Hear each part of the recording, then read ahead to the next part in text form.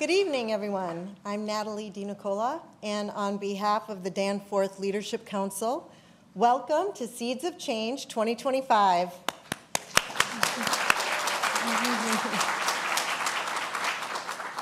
Thank you for being here with us tonight as we explore together the future of food security.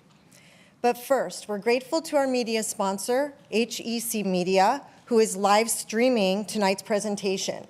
You will be able to watch the broadcast on HEC TV next month and like and share it online. Since 2010, Seeds of Change has brought renowned leaders to the Danforth Center to inspire and unite the audience for positive change. Typical programs energize us with inspirational stories, daring us to dream big and to tackle big problems.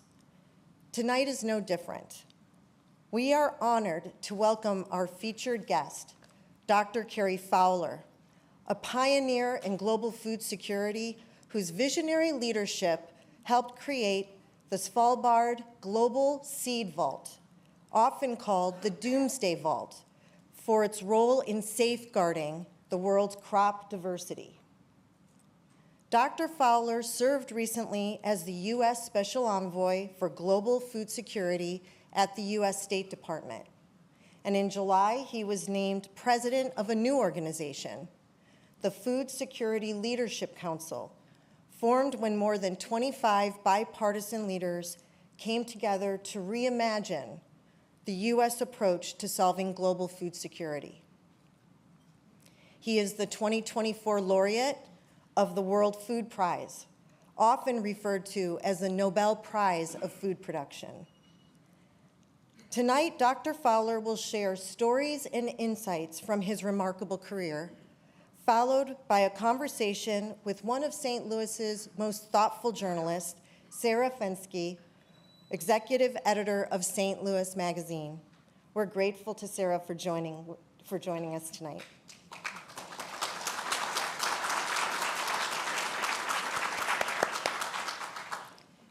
As someone who has spent my career at the intersection of agriculture and sustainability, I support the Danforth Center because I believe in its mission to improve the human condition through plant science. Ensuring food security around the world requires research, innovation, and collaboration that is happening right here at the Danforth Center. If you'd like to explore more or support the work, there's a QR code on the back of your program. Thank you again for joining us tonight. I hope you'll find this evening both inspiring and thought-provoking. So without further ado, I'd like to turn the stage over to Dr. Cary Fowler.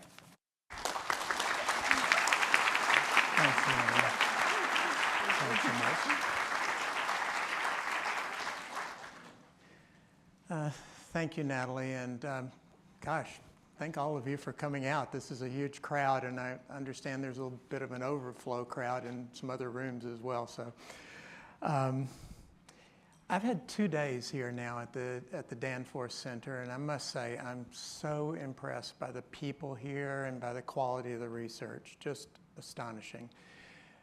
But there's something that impresses me even more, and that's actually the quality of the questions that are being asked here, the subjects that the people have decided to work on here. I can't recall another institute like this in the world that really from top to bottom is asking such important questions. So my hat's off to you.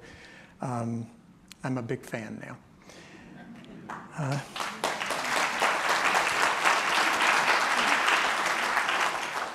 So what I want to do tonight is I'm going to discuss my 3 a.m. worries, what keeps me up late at night and what I think about when I wake up in the middle of the night. And that's really to look at some of the headwinds that face agricultural production and food security.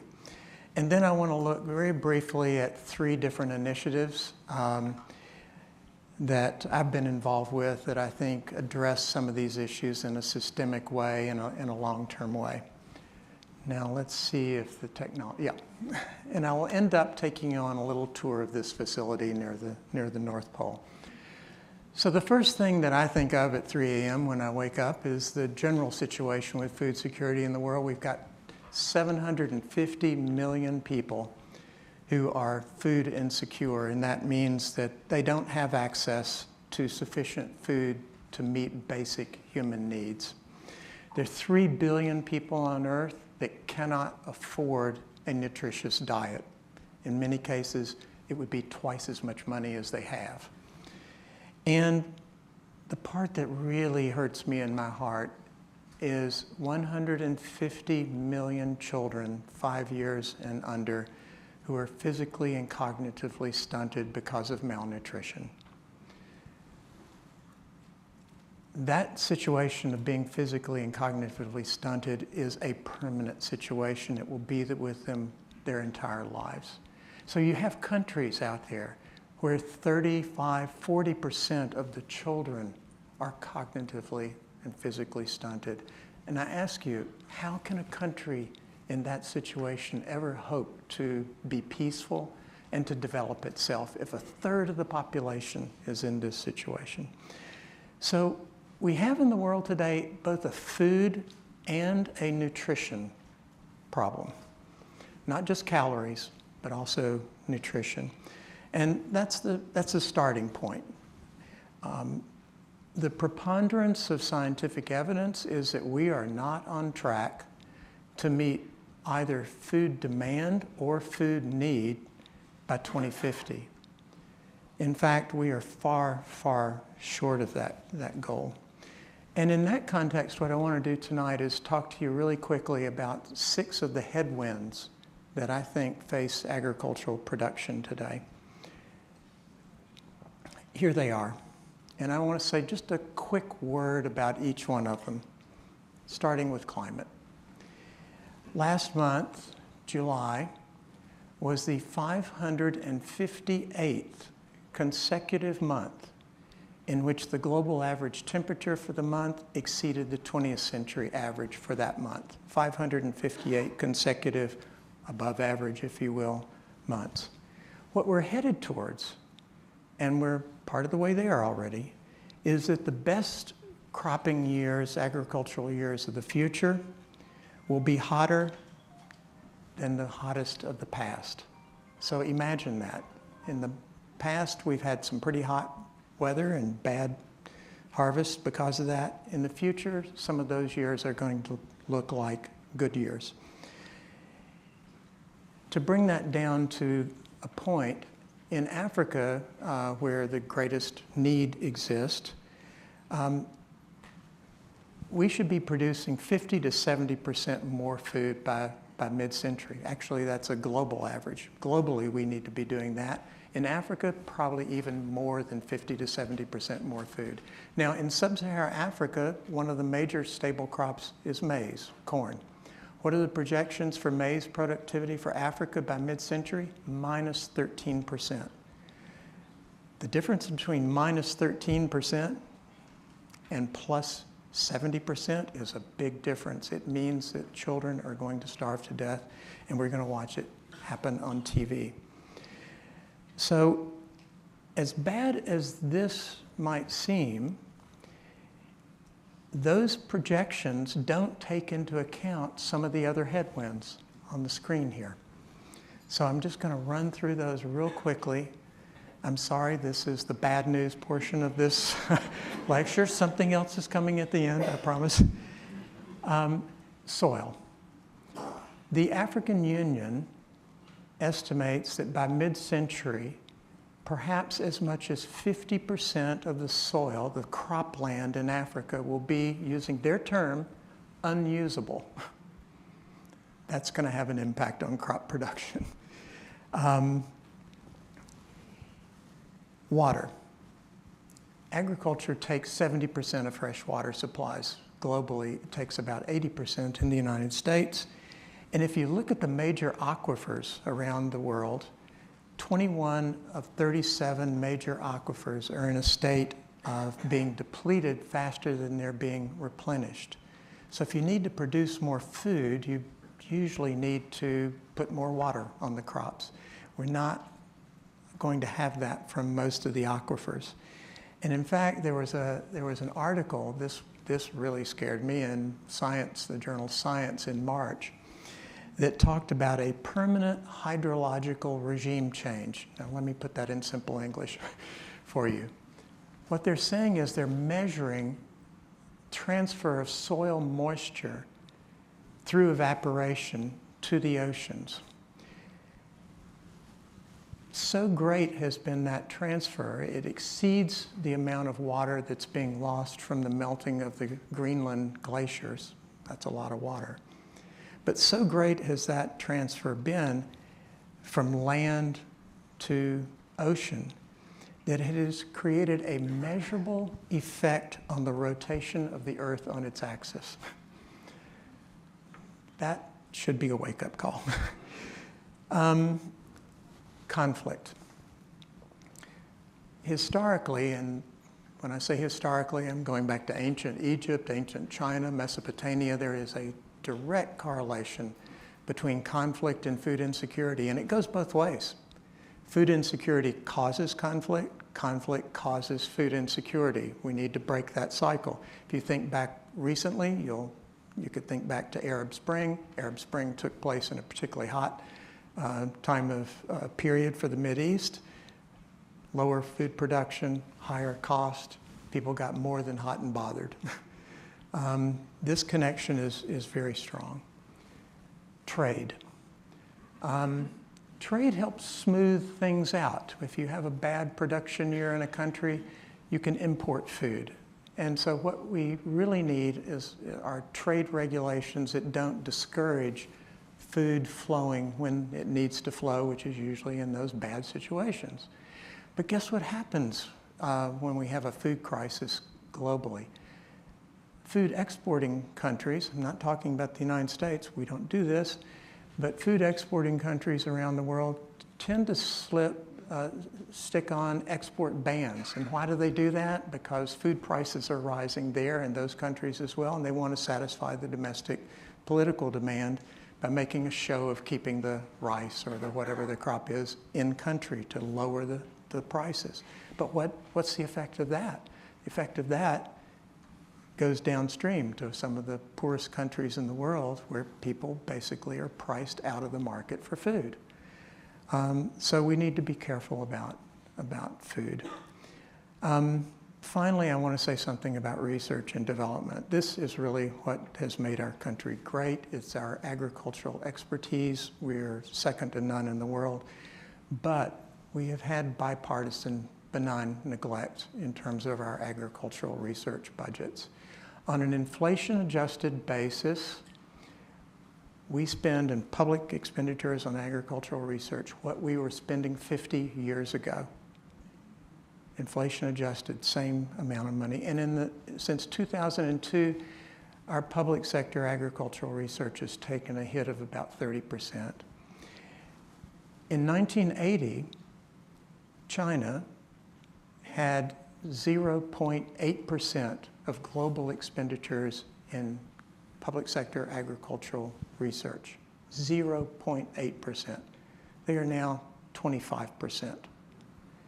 And we have slipped into second place quite substantially. They are now getting more patents than we are getting in agricultural fields.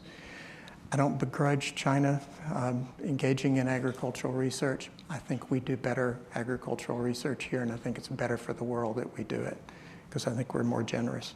And the most interesting thing about agricultural research is the return on investment in agricultural research. Even agricultural research that the US government has done that's aimed towards helping people abroad has a 10-to-1 benefit for US farmers. And if you take the entire economic calculation, usually about 30-to-1. This is one of the few things we can do in government that basically turns a profit, if you will. It's a great, great investment.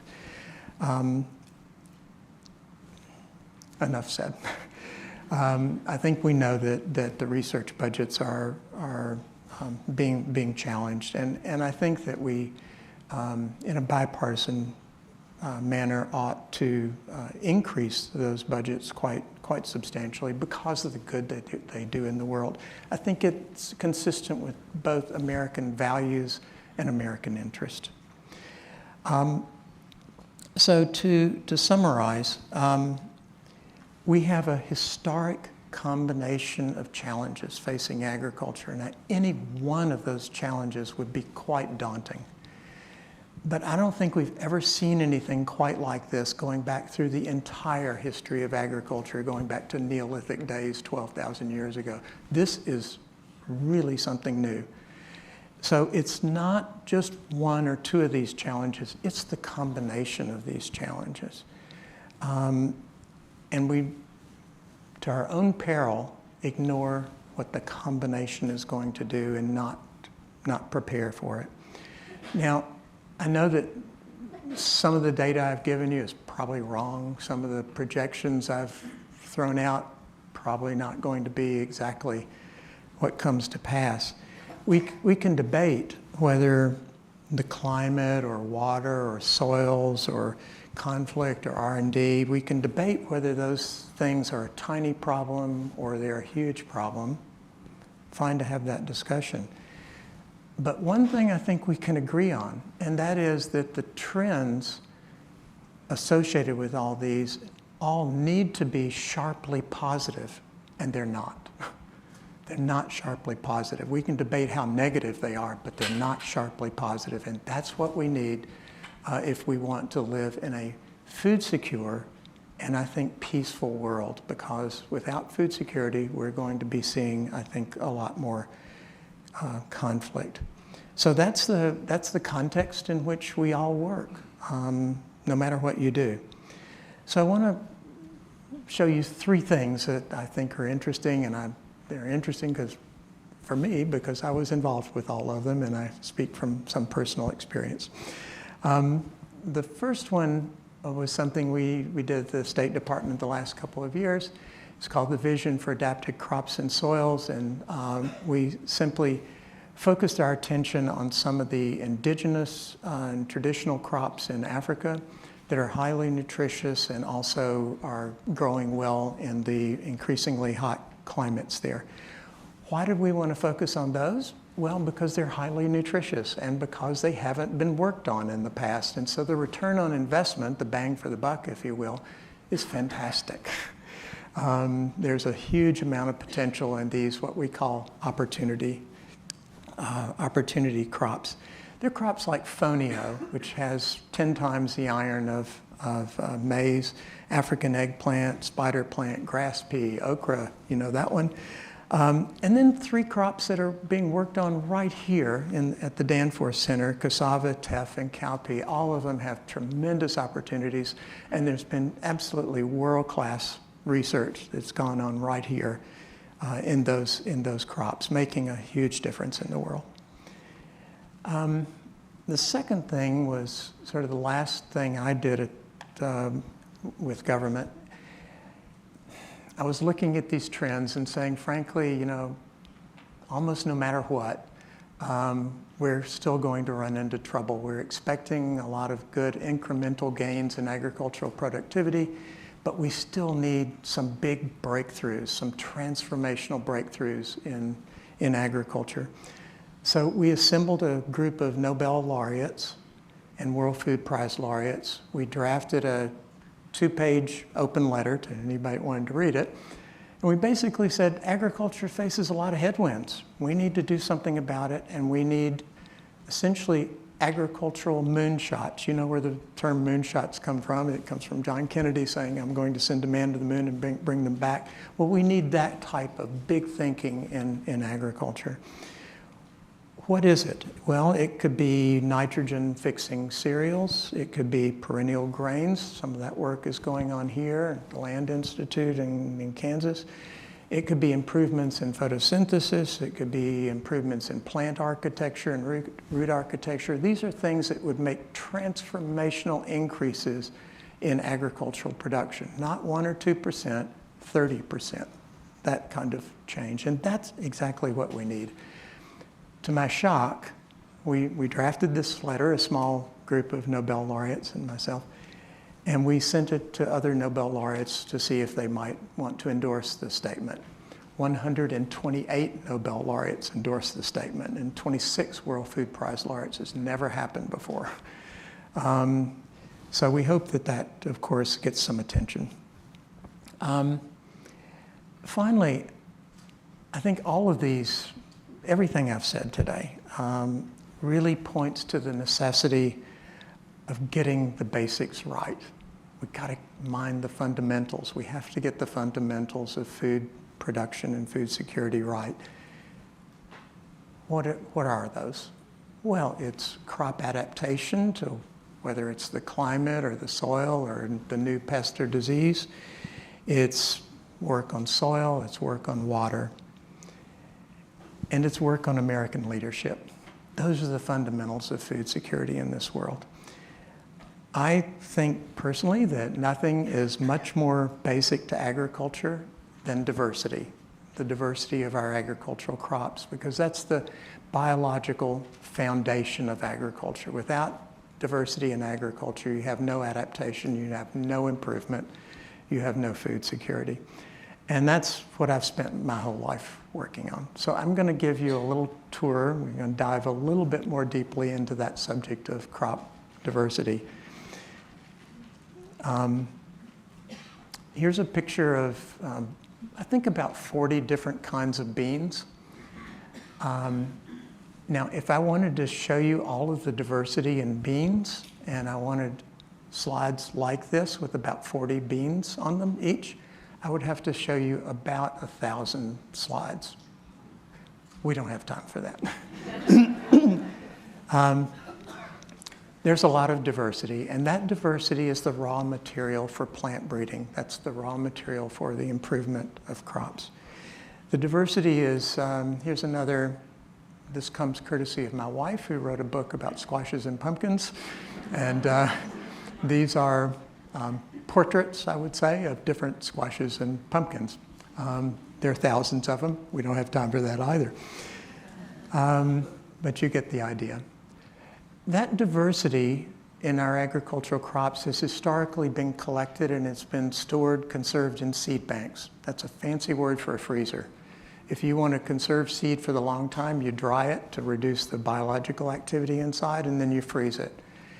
So here's a picture of a seed bank. This one was at an international facility outside of Aleppo, Syria. Bad things happen to buildings, and they happen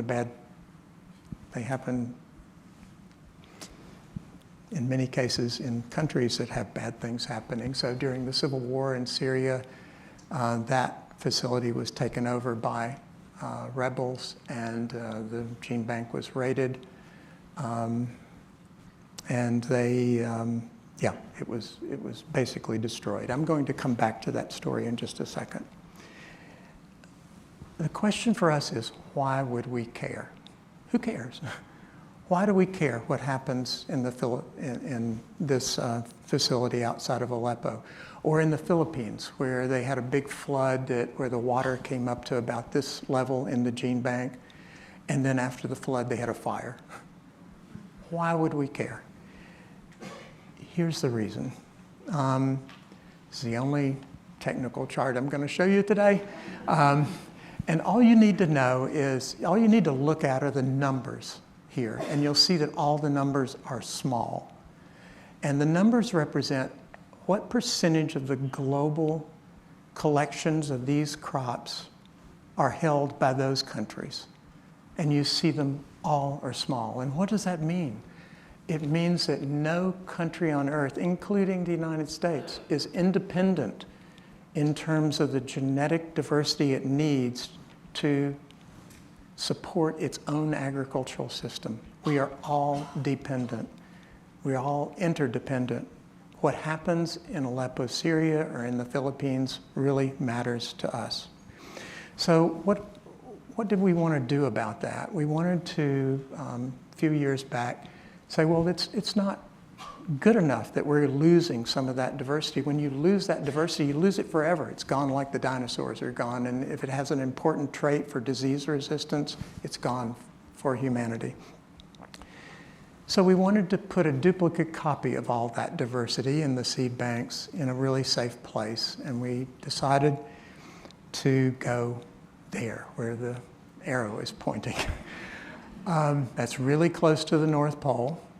If you go down south of there, you'll see the northern tip of Norway. If you're in Rome, Italy, and you fly to Oslo, Norway, you're about halfway there. When you fly in, looks a bit like this. It's an incredibly beautiful landscape. That's a glacier, by the way, that's about 100 meters tall. Doesn't look that big on that photograph, but that's what it is. There's a small village there with about 2,000 people. There are more polar bears than there are people. And what we wanted to do was build a facility inside the mountain where it's naturally cold, and we wanted to take collections, including from the United States, to safely take care of them there. So this was our idea of what we would do. We would build a facility in the coldest part of the mountain. It's about 100 and something meters inside the mountain, and 3 rooms, and that was the idea. This is what it looks like under construction. Give you a sense of scale. And here we are on the outside afterwards. And then wintertime. This facility was paid for by Norway. We store seeds from all around the world free of charge. There are now 1,345,000 samples in this facility. Each sample about 500 seeds. It's the biggest collection of biodiversity on Earth. It is the biological foundation of agriculture. When you walk through the door, you're looking at a tunnel going to the coldest part of the mountain. And when you get to the end of that tunnel, you will see a door, and you know that something is happening there. When you open that door, you see the seeds. It's pretty simple. We freeze seeds, and they can last a long time and be quite happy there. We have seeds from North Korea, South Korea. They're getting along. Seeds from Ukraine and Russia. They're getting along. And here is where I come back to Aleppo, Syria. These are the worst boxes in the seed vault. We got that collection that I showed you the picture of the seed bank in Aleppo, Syria. We got that collection out 2 weeks before all hell broke loose in Syria. And that's why the boxes aren't so nice. But we saved that collection, and it's a collection of wheat and barley and lentils and chickpeas and grass pea and other crops that are particularly adept to growing in hot, dry climates, which is a lot of what we have these days. So that's why we've done what we've done. And I want to end with showing you something. You'll have to indulge me here. This is a video that I want to show you. I've made 25, 30 trips to Svalbard. I've lived up there for quite a while. I've fallen in love with it. I realize that there are reasons why you do the work you do in your life, and part of it comes from your head, and part of it comes from your heart. I've been talking about the head reasons for the last 20 or 30 minutes. I want to talk to you about the heart now. So I want to show you this video. It's a music video. It is in Norwegian. You will not understand it unless you speak Norwegian. But all you need to know is it's a love song to Svalbard. The film was made by a friend of mine. The music is composed by and sung by another friend of mine. And you will see a little piece of it, if you look closely, with the seed vault itself. And then there's a message at the end, which I think is important for all of us to hear and take to heart. So I hope you enjoy this.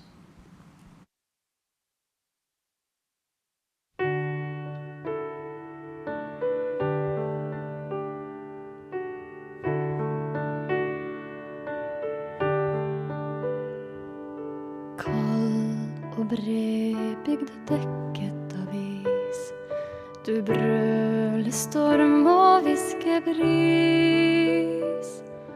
Lille, store Svalbard, du er mann. Du løfter og tar meg som ingen andre kan. For jeg vil lengte nord etter deg. Rop oss hjem og vis oss vei. Dans med oss, gi oss ditt sanne nakne jeg. I snøsludd, redsel, kuling og svart viser du muskler, holder meg hardt. Du har istapper i skjegget ditt, og du dunker stort og vilt i hjertet mitt. For jeg vil lengte nord etter deg. Rop oss hjem og vis oss vei. Dans med oss, gi oss ditt sanne nakne jeg. For jeg vil lengte nord dit vi bor. Rop oss hjem, bruk store ord. For jeg vil lengte nord dit vi bor.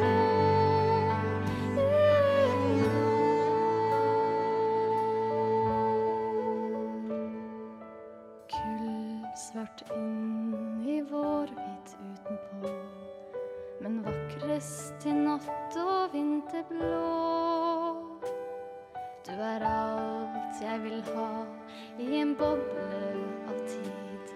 Min lyst, din himmel, uendelig vid. For jeg vil lengte nord etter deg. Rop oss hjem og vis oss vei. Dans med oss, gi oss ditt sanne nakne jeg. For ja, jeg lengter nord etter deg. Rop meg hjem og vis meg vei. Dans med meg, gi meg ditt sanne nakne jeg.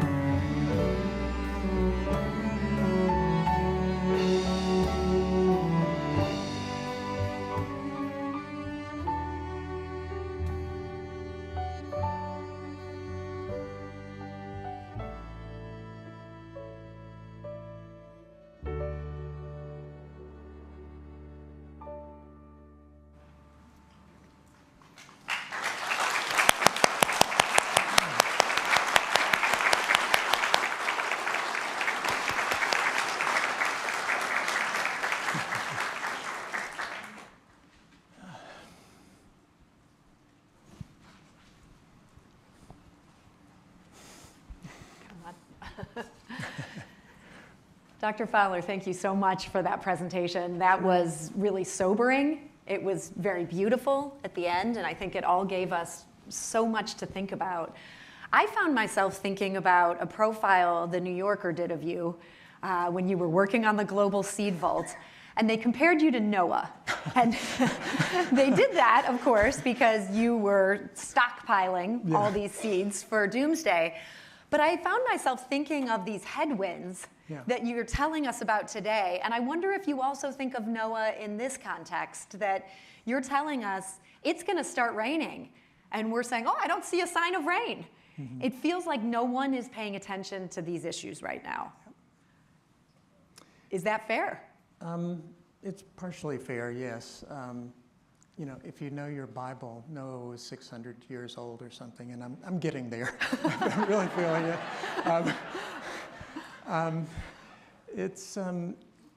I think that we live in a short-term world, and we're not comfortable. We're hardwired to think about immediate threats. I tell people that, you know, if I reach out to hit you really fast, you'll duck. But if my fist is only moving at that speed, you're not going to do it. What is this?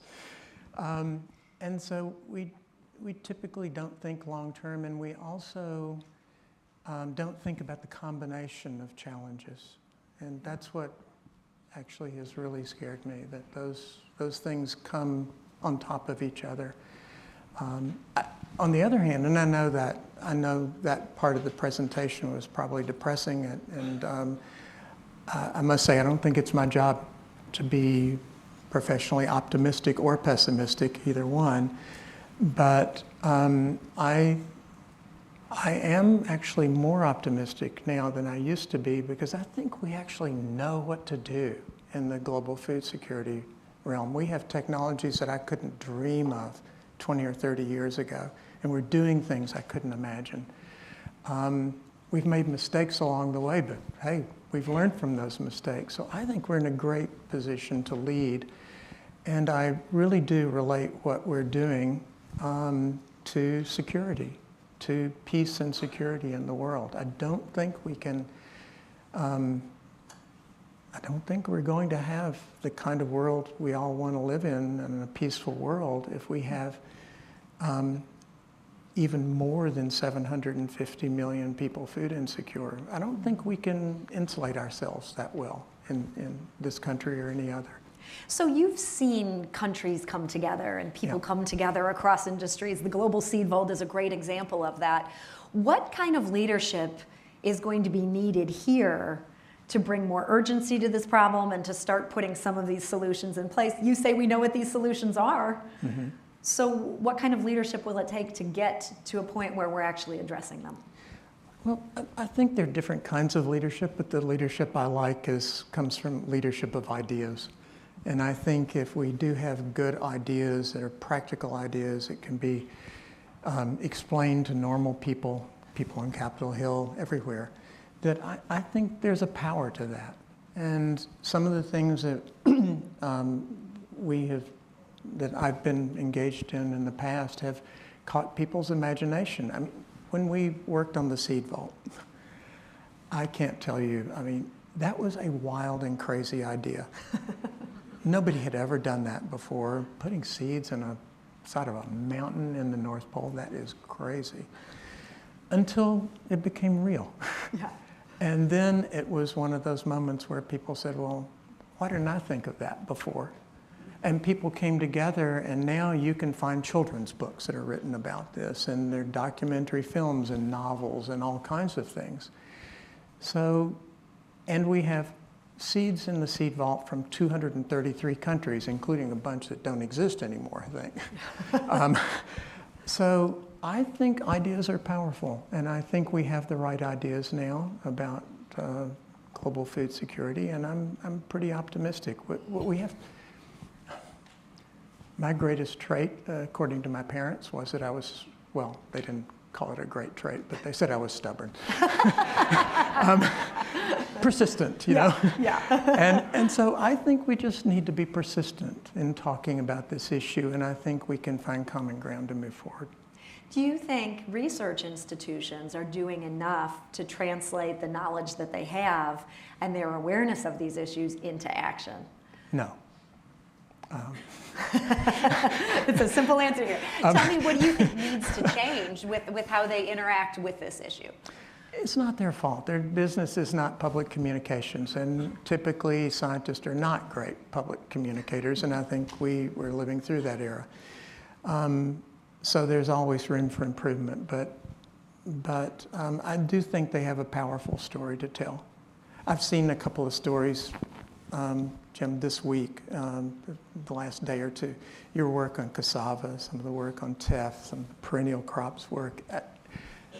These are great stories, and anybody can understand them.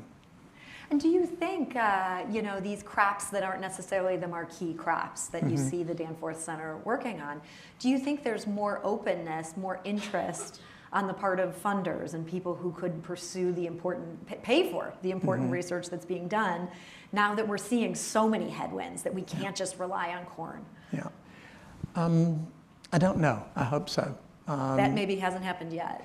To some extent it has. One of the things that I was trying to do at the State Department with this program of looking at indigenous crops in Africa was we were trying to leverage what the United States could do. So yes, it was a little bit like the stone soup example, where somebody puts some stones in a kettle and invites other people. Oh, this would be great soup if we just had a carrot or two to put in it, and just an onion or two, and by the end of the day, you've got stone soup. But we tried that, and we got 9 countries coming in saying, yeah, we like this idea. Let's work together on this. And quite a lot of money was put on the table. Basically, what we did was crowdsource. We came through with the idea, and then we crowdsourced support from other countries to pay for it. So we're now at a point where the U.S. government is not necessarily willing to pay up for things like that. How big of a problem is that for the situation you've outlined here? It's a substantial problem. I saw, and my experience the last few years was that we are looked to as the leaders in this field. And hey, we deserve to be. We are the big players in this field. We're the best players in this field. And what we do in this really exemplifies American values and American interests. Pulling back causes our friends and allies to pull back as well. Mm-hmm. And it also undercuts our ability to be persuasive in a friendly way to get them more involved. Yeah. So I think they value our leadership, and we need to, I think that's where we need to be. So can private funders, can philanthropists step up and fill that gap? Or does that have to be the U.S. government coming to the table to mobilize action from elsewhere? I think other sources of funding, private philanthropies and such, are under a lot of pressure right now. So I think that it's a government role. Having said that, and the work I'm involved in doing now with the Food Security Leadership Council is to reimagine in a creative way what future leadership in global food security would look like for the United States. We are not going back in time. I do not believe that USAID, for example, will be reestablished. And internally, when I was in government, I was a bit of a critic of some of the things they were doing. Thought they could do better. I think we need to focus on what are the most essential, critical, impactful, high return on investment, leverage possibilities for the U.S. government. And I think that's what we can sell, and those are the essentials for food security. A lot of the headwinds that I've been talking with you about are only going to get worse if we don't do anything in the next 5 or 10 years. It's not like we can forestall the bill that's coming due. Mm-hmm. So I think we really need to focus on what the most essential things are. And if we get the fundamentals right, I'm feeling pretty good. So what are those essential things? Well, for instance, soil is one of them that I mentioned on the here. If you're a farmer in the United States and you've got a John Deere tractor or a combine or something, that's GPS linked, and you know the difference in your soil from here to here. Mm-hmm. And you might have a different seeding rate, and you might have a different fertilizer rate and irrigation, everything. In Africa, it's kilometer based, and no farm has kilometers. So you're dealing with a small holder that has 2 acres, and they don't know the kind of soil they've got, so they don't know what the mineral deficiencies are. And guess what? The government doesn't know either. So the government can't make rational decisions about where to promote agriculture and what crops to promote and where to give the subsidies and what kind of fertilizer to supply to the farmers. Well, imagine what goes wrong in a country in Africa if you don't get the soil situation right from the start. Mm-hmm. Nothing else good can happen after that. So what can we do? Well, we got satellites. They can map the soils, and we can model the soils. And we have cell phone apps that the USDA, by the way, has invented. And it can give feedback. So farmers, there are hundreds of millions of cell phones in Africa, believe it or not, and they can have this map. And they can feed information real time about what they're experiencing on their farm back up to the satellite to improve the model so they can become better business people in managing their farm, and the government can be more efficient in how they manage their affairs too. So that's that can be done. That's a really hopeful example. So yeah. This is technology we have, yet without a profit motive or without the federal government willing to pay to put this all over Africa, how do we get to a point where then it's transforming the soil there too? Well, I think, as in many areas in our economy that we've experienced here in the United States, there's a role for government to play at the front end. But I can tell you we're always looking for what the private sector angle could be. I've had discussions with ministers of agriculture who said, there's great technology out there, we know what to do, but we need to scale up for our country. And I would say, well, do you think the United States is capable of helping you scale up? And they would say, well, no, probably not. It's a big country, and there are a lot of countries in Africa. I'm just giving the example of Africa. I said, well, do you and your government have the capacity to scale up? No, not really. I said, well, that only leaves one other actor out there. That's the private sector. Yeah. So why don't we start talking about how we can, from the get-go, bring in the private sector, create an enabling environment so the private sector isn't scared to come in and they can recoup their investment and make a big business out of it. And why can't we put all those elements together? I think that's where the future lies. I'm going to ask this question so hopefully. I'm just dying to know that the answer here is yes. Have you seen the private sector be able to step in and solve a problem like this when the government wasn't able to or wasn't willing to? Well, there's some truly amazing things going on in the private sector. I should have given a shout out to some neighbors across the street at Bayer Crop Sciences. Bayer was the program that I mentioned, the Vision for Adapted Crops and Soils, where we were working on indigenous crops in Africa. Our biggest corporate supporter was Bayer. And they devoted, thank you, Will. And they didn't need to, but they supplied several $1 million worth of in-kind plant breeding. And what I'm hoping is that some of those breakthroughs from their plant breeding work will help some of these crops get to the next level where they really become, viable commodities for farmers. Here's what I'm scared about.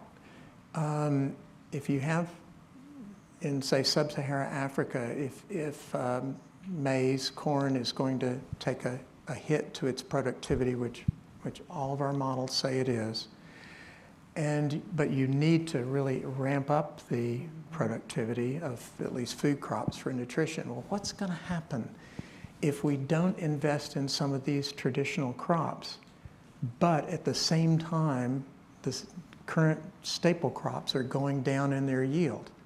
Well, farmers will continue to grow today's main staple crops, even as the yield declines. Why? Because the yield is still going to be higher than the yield of their traditional crops. So what we need to do is realize that we're in a situation where we have to help countries create more options for themselves. Not picking winners, creating options. And that's what I think we can use the help of Bayer and other companies, and I think they see that. And if they're successful, they will make a business out of it, and I hope they do. I'm glad you brought it back to seeds because so many people are so interested in the work you did with the Global Vault there. We had some great questions from our audience and very few that we can get to tonight. But one of the ones that came out of the audience here, they asked, what are the biggest challenges in ensuring that seeds aren't just preserved the way you've been able to do, but also adapted to rapidly changing climate conditions? Yeah. Well, conserving seed is pretty easy. As I mentioned, you dry them, you freeze them, and in the seed vault, it's easy when you have a giant vault. So yeah, Oh, yeah, you've yeah. taken the hard part out of the way.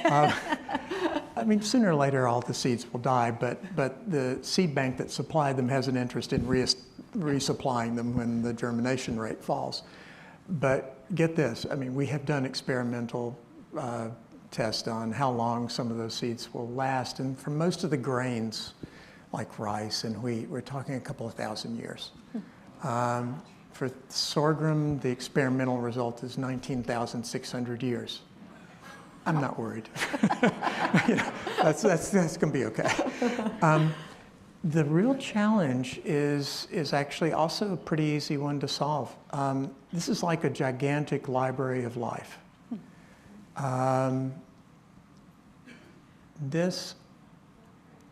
The problem is we don't always have a good card catalog for it. Yeah. So sometimes we have samples that have hidden traits in there, and it might be a trait for disease resistance that, and if you don't know it's in that particular sample, you're not going to be able to use it in your plant breeding program, and it's not going to get out to the American farmer. And there are a lot of really near misses of where we screened gigantic collections, thousands of samples, and found the gene or genes that we needed for resistance in, you know, 1 or 2 varieties at the end, bottom of the barrel, so to speak. So it's really simple to do more screening of these collections and more research so we know exactly what we've got. And that's such a, I mean, that's a huge cost-benefit ratio there to know what you have. I liken it to having an artist's palette. If an artist has a palette with a lot of colors, there are a lot of paintings that are possible. But if you start taking the colors away one by one, you can still make a painting, but your options are declining. And I think when we lose the diversity, we're losing those options. It's really like taking the colors off the palette. And it's so cheap and easy to save the seed long term and to investigate to see what the traits are. I mean, why would we not do that? And are we doing that? I mean, are we doing enough of that right now? Nobody in the world is doing enough. Nobody's doing it. So, okay, here's yet another problem that urgently needs to be solved. How do we go about that? What would you see as the key steps to making sure that we're able to actively integrate these kind of traits from these indigenous crops into what we have today? Well, certainly we need to understand what's at stake. I had a kind of a hero in my field, a fellow named Jack Harlan, who was a professor at the University of Illinois at Champaign-Urbana. And he collected what he called was a hopelessly miserable variety of wheat in Turkey in 1948, I believe. It was bad. No farmer would want to grow it. It was susceptible to all kinds of diseases. But he stuck it in the seed bank, and some years later, some wheat diseases came up, and they decided to see, well, okay, this miserable kind of wheat here, it's pretty bad, but I wonder if it has a resistance to these new diseases. Well, it did. They used that variety of wheat in wheat breeding programs in the northern part of the United States and Northwest. It added $150 to $200 million in farmer productivity on an annual basis, and it's still going. Wow. That was from the 50s onward. Now, for maybe $300 million, you could, 400 million, I don't know, you could conserve all of the diversity of all the major crops. Now, if I went, and I have done this, I've gone to scientists in a room like this full of scientists, and I've said, what do you think the odds are that in the collections in our National Gene Bank, which is in Fort Collins, Colorado, by the way, that we could find one similar gene for resistance that would be that important for one major crop? Because if we could just find it for one, we could pay for the entire system. And you know what happens when I ask that question? What? People laugh. The scientists laugh. And you know, you get these shouts from the audience saying, oh, Cary, one? We're going to find many. So they're so confident. Yeah. So I think the cost-benefit ratio, again, should speak to what we're doing. So does that go back to what we sort of began this conversation with, these ideas and the ability to communicate them, to help people understand, here is what this huge payoff could be? I think so, yeah. So you've traveled. So this session helps, by the way. We're doing our part. You're doing your part. So you've traveled all around the world talking about these issues, working on these issues. You've now spent some time here at the Danforth Center, and I'm wondering what strikes you most as you look at the work that's being done here. Well, I said it when I got up, actually. The reason I wanted to come and be with you tonight was a bit selfish. I wanted actually to tour around the Danforth Center. This was my ticket to do that. I think there's easier ways you could have done that. You got to sing for your lunch, I guess. I wanted, because I knew from the website that what was happening at the Danforth Center was that the Danforth Center scientists were tackling some of the moonshots that I was interested in. And I didn't know any other place that I could go to see that kind of thing and to actually get a feel for the people. So that's been eye-opening. But the most important thing to me really was something I didn't expect, and that was I was just impressed by the questions they were asking. I mean, I talked to scientists yesterday who were involved with cowpea, cassava, and teff. Now, cowpea, cassava, and teff. There's some of you that maybe have never heard of any of those crops, or maybe 2 out of the 3 you haven't heard of. They're really important crops. And why would the Danforth Center choose those crops? It's a great question. They're African crops. I was so impressed by that choice because that's really where the bang for the buck is. I mean, if I wanted to place my bets on 3 crops, boy, those crops would be towards the top of the list in terms of real impact for food security and nutrition and stopping this incredible problem of childhood stunting. I mean, those are the crops. Yeah. And so to have a center here in St. Louis doing that, making that commitment long term, that's what NOAA would be doing. Yeah, those would be the crops. Yeah. Well, Dr. Cary Fowler, this has been amazing to talk to you here. And just before we have Dr. Carrington come up and say a last word here, I just want to thank you so much for sharing with us and such thoughtful answers. So thank you. No, thank you. Thank you.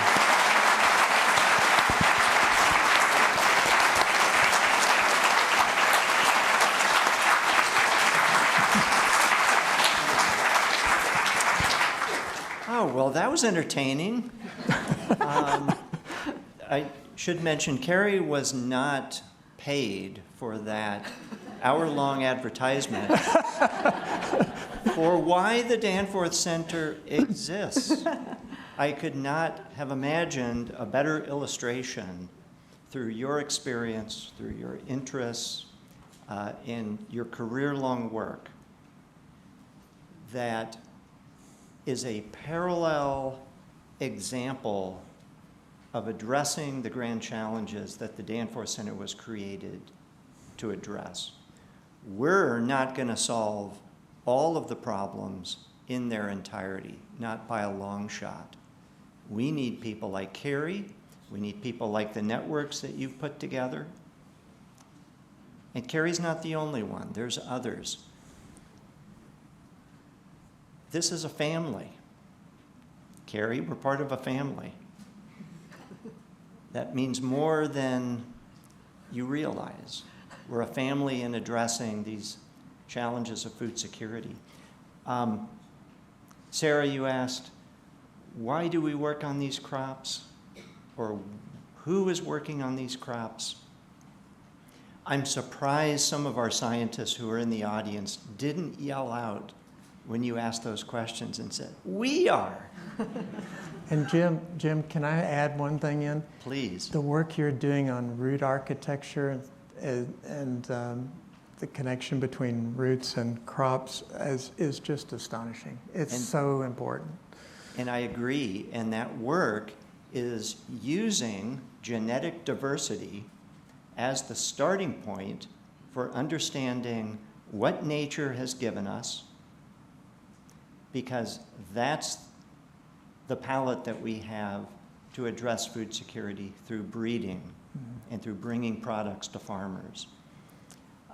So I appreciate so much what you've talked about. Thinking long-term and having hope. I agree with you, Cary. I have hope, and there's reasons to have hope, and they start with people like you. They go to organizations like the Danforth Center that does this every day. I see the commitment to address these issues every day. And I'm hopeful because of all of you. You're here in support of what Cary Fowler has been talking about and in support of the Danforth Center.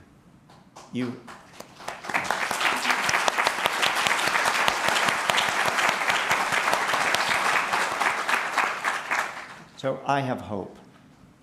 Thank you. Thank you, Sarah, for another wonderful program. You're one of our favorites. Thank you for joining us tonight. Feel the same way.